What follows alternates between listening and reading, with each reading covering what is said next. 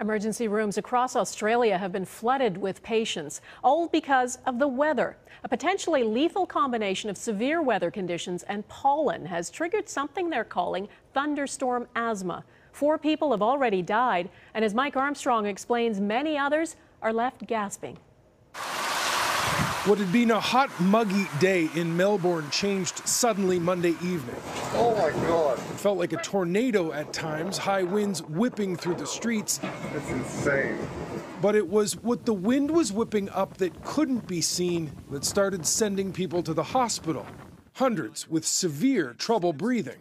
It's just like being strangled slowly to death, like torturously. For some, it was fatal. A high school student, a local businessman, an engineer, and a law student.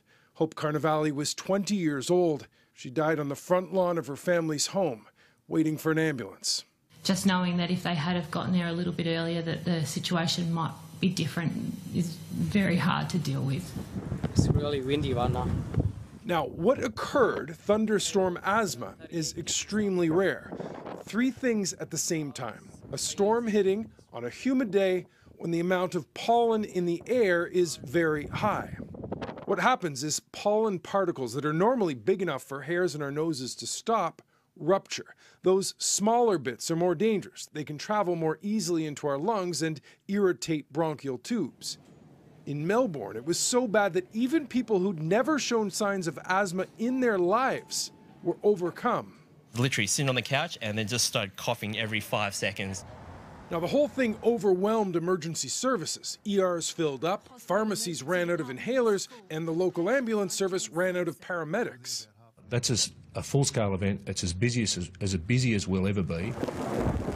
Thunderstorm asthma does occur in Canada. There are no reported incidents as severe as this week, but hospital admissions do bump up about 15% on days where there are thunderstorms.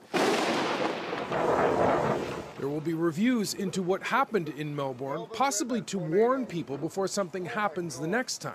So if emergency services are overwhelmed again, people know help may not be on the way. Mike Armstrong, Global News, Montreal.